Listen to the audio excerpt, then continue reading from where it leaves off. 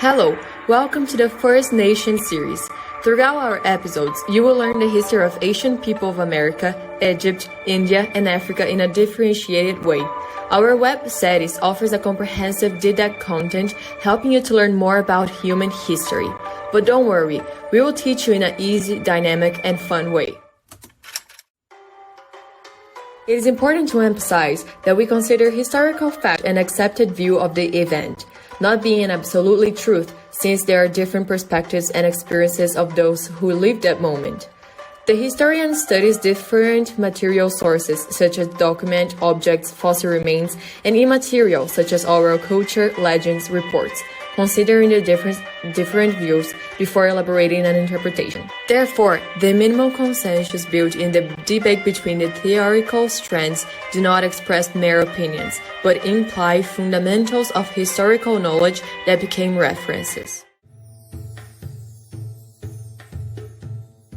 First, we will introduce some concepts for a better understanding of our approach, such as anthropology, archaeology, and social history. Anthropology.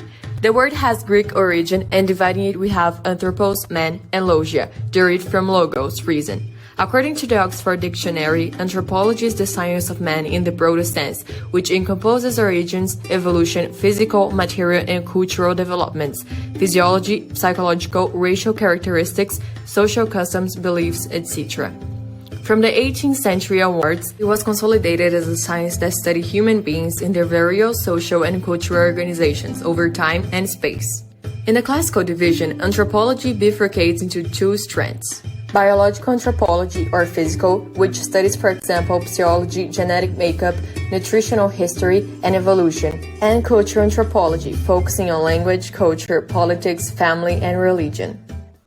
Meanwhile, in the North America division, we have four types of anthropology. Cultural anthropology, one that addresses matters of symbolic systems such as religion and behavior.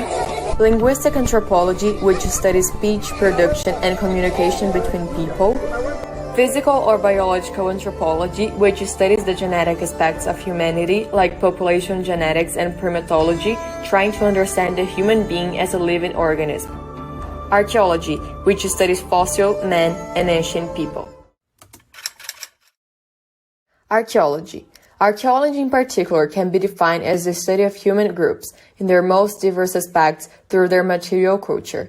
An archaeologist studies human societies and cultures through manufactured objects and objects that were used in the past. With knowledge of history, he investigates and excavates archaeological sites and observes the marks left in a territory in order to understand how it was occupied. This way, it elaborates hypotheses and theories about the evolution of remote societies.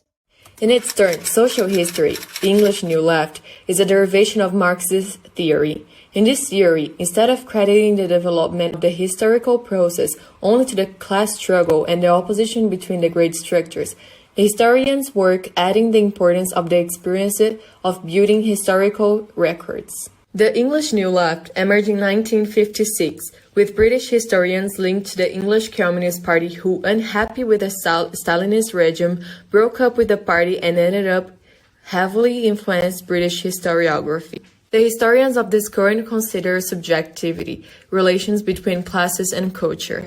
Culture and social structures have a dialectical relationship. Culture is common to all. However, access to it takes place in different ways.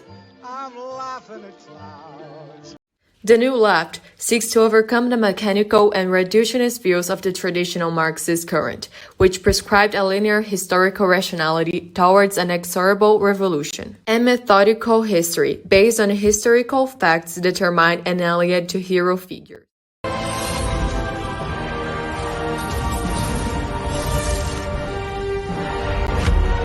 Historians of the English New Left sought to analyze the conception of power in order to present other social actors and other spaces of power, which became known as history from below. Furthermore, one of the main foundations is that class consciousness is built on everyday experiences, from which behaviors, values, customs, and cultures are treated. What were the contributions of the New Left to the formation of historical thinking and the constitution of the new rationality? One of them was overcoming the linear historical rationality linked to classical Marxism based on a succession of modes of production. Another factor was the introduction of new subjects belonging to working classes and new temporalities, causing new forms of consciousness to be incorporated by historiography research, such as those linked to customs, popular traditions, and counter-hegemonies.